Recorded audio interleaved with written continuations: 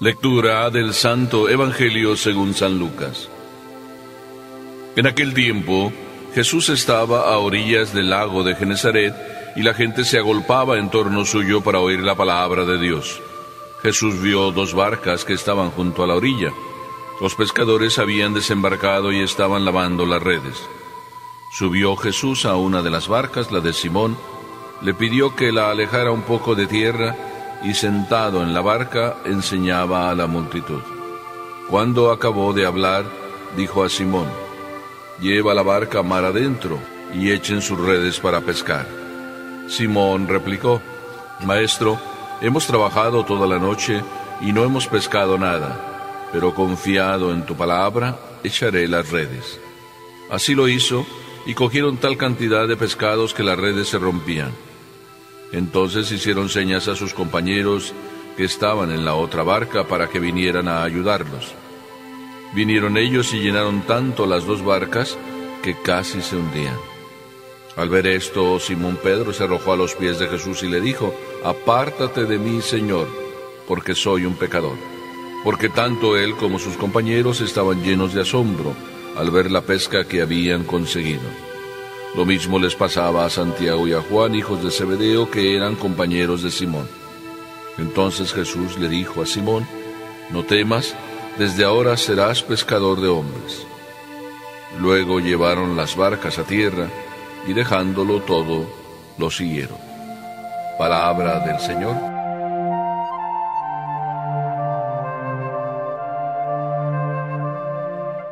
De pecador a pescador.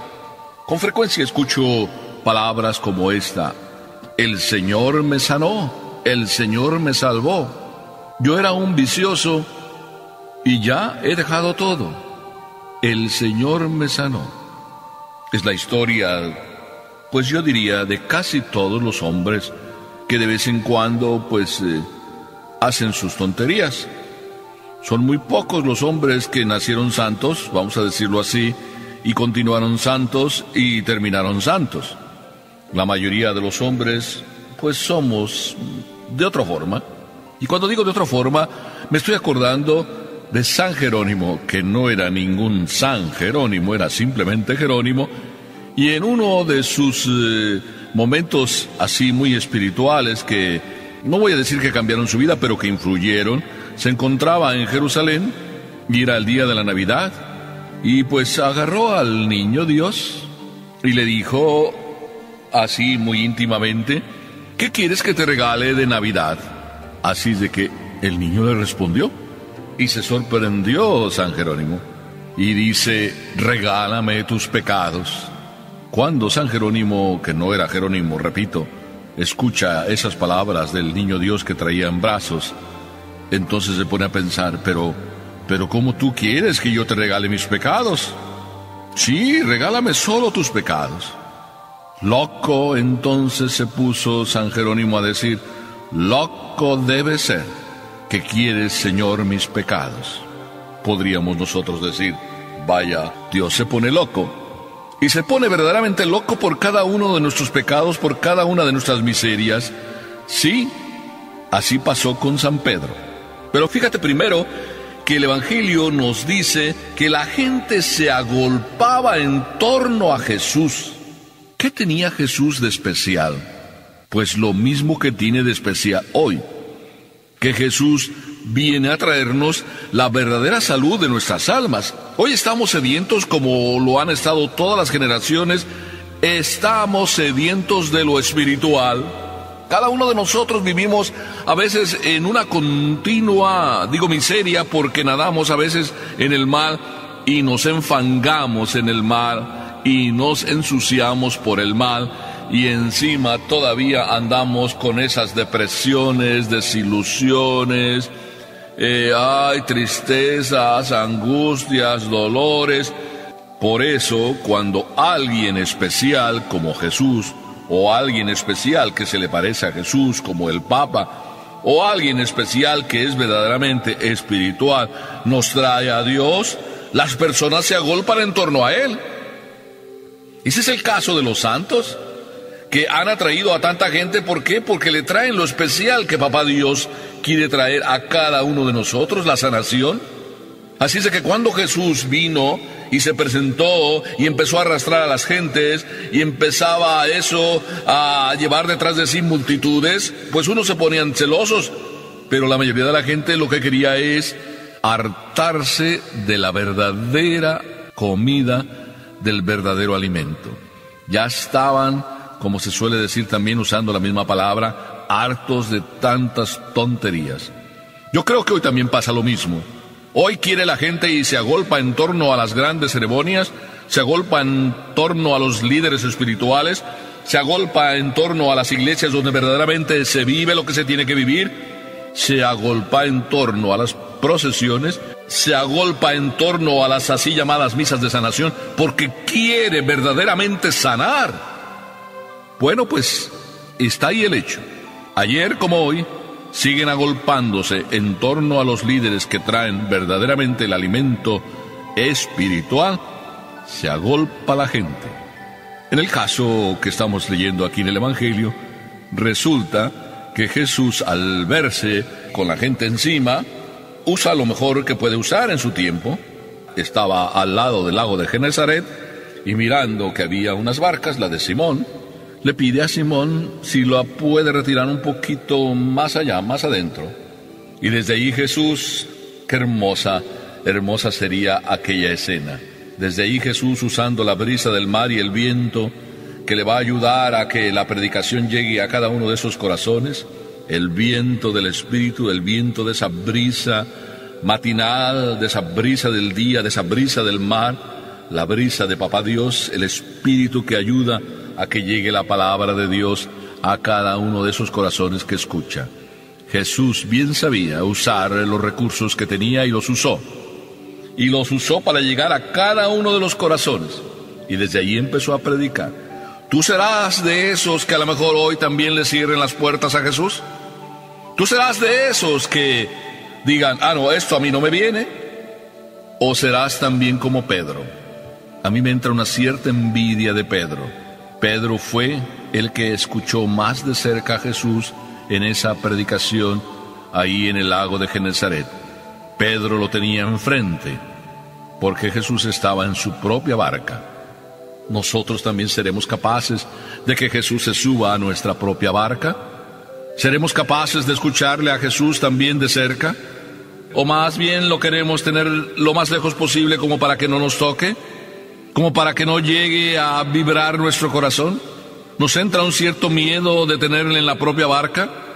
¡Ay, cuánto miedo nos entra a veces dejar que Jesús se acerque o nosotros acercarnos a Jesús! Y lo digo también por propia experiencia, porque cuando Jesús está cerca, más cerca nos llega al corazón y más nos toca. Pero miren qué hermoso, digo, el comportamiento de Jesús. Pedro le había hecho el favor a Jesús de ponerlo un poquito más adentro del mar para que pudiera predicar. Y Jesús se había dado cuenta que no había pescado nada. Estaban con las redes vacías, lavándolas simplemente para otra vez que tendrían que pescar. Y qué actitud tan maravillosa la de Jesús. Le dice a Pedro, rema mar adentro y echa las redes para pescar.